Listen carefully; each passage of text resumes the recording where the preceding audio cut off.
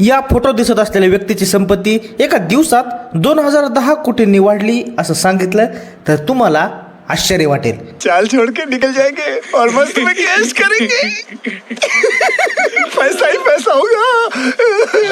पण हे खरे, या व्यक्तीचं नाव आहे भावेश अग्रवाल। ते ओला इलेक्ट्रिक मोबिलिटी लिमिटेड कंपनीचे संस्थापक आहेत।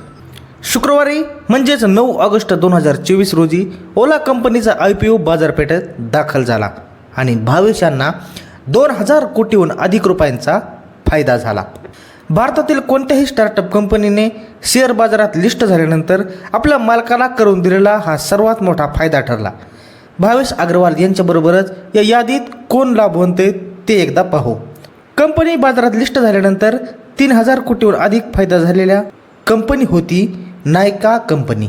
तिचा IPO बाजारात आला तेव्हा कंपनीच्या संस्थापक फाल्गुनी नायर यांना 1879 कोटींचा फायदा एकाच दिवसात झाला।